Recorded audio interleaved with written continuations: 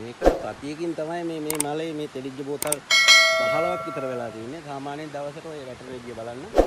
තෙලිජ්ජ බෝතල්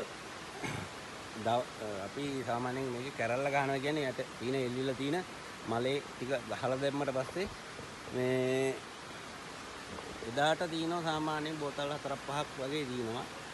දැනට සතියක් වෙනවා. මේ සතියක් වෙන මලක් මේකේ දැනට තෙලිජ්ජ බෝතල් 15ක් තියෙනවා. තෙලිජ්ජ බෝතල් 15ක් තියෙනවා. මේ 15 බකට් එක දීලා තියෙනවා. තව සුට්ටක් මේ වාජනේ පොඩ්ඩක් අහකට ගිහිල්ලා ඒක නිසා මේ උතුරලා ගිහිල්ලා ඔව් උතුරලා අහක යනවා. ඊළඟට තමයි ඊළඟ මේක දැන් බානවා. හරි අපහසුයි මේ ඉන්නේ එක. මේලා හොන වැඩි. මේ කුලගත් එක්ක හරි අමාරුයි. ඒක බහිබර කාලගුණයක් තියෙනවා. කාලගුණ පොඩ්ඩක් අපහසුතාවයක් තියෙනවා. කුලගෙන් පොඩ්ඩක් අපහසුතාවයක් තියෙනවා අපිට. ඒ මොනවද තිබුණත් අපි සෑහෙන්න පරිස්සම් වෙන්නත් ඕන. ඒ නිසා දැන් අද පොඩ්ඩක් දවල් වුණා මේ අපිට මල කපන්න. එහෙනම් මේ කපන්නේ කියලා හැදුවේ. බලමු එහෙනම් නේද?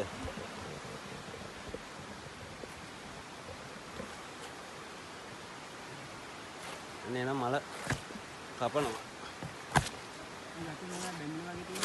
ඒ තියෙන්නේ මේ තෙලිජ්ජ වලට එන අර මේ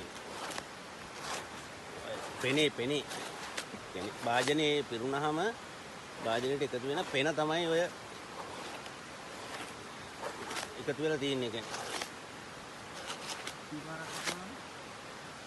මල 3 පාරක් විතර අපි කපනවා. ඒ කියන්නේ යන්තම් සෝම. මලින් මලට සාමාන්‍යයෙන් වෙනස් වෙනවා. සාමාන්‍යයෙන් ඒ කියන්නේ මේ වේල් 3ක් විතර කපනවා නම් අපි යන්තම් දෙපාරක් වගේ තමයි යන්තම් කපන්නේ. අපි මේ දෙවේල කපන්නේ. ඒ කියන්නේ අද දැන් මේ කපුවට පස්සේ උදේට ආයේ හවසට තමයි කපන්නේ මේ මල. ඔව්.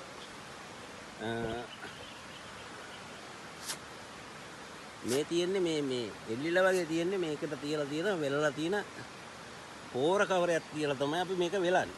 ලණු වලින්.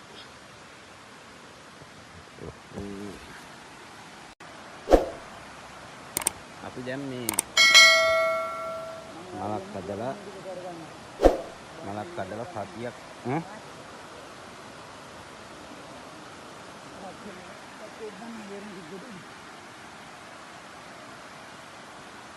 මලක් හදලා සතියකට පස්සේ තමයි මේ ওই තෙලිජ්ජ ওই ගානට තියෙන්නේ. මලක් හදන විදිය කියා දෙන්න. මලක් හදන්නේ කොහොමද කියලා. පොඩ්ඩක් ඉන්න අද ගහේ ඉන්නේ පොඩි බබකට දාගෙන ඉන්නේ. පොඩ්ඩක් අපහසුයි. චූට්ටක්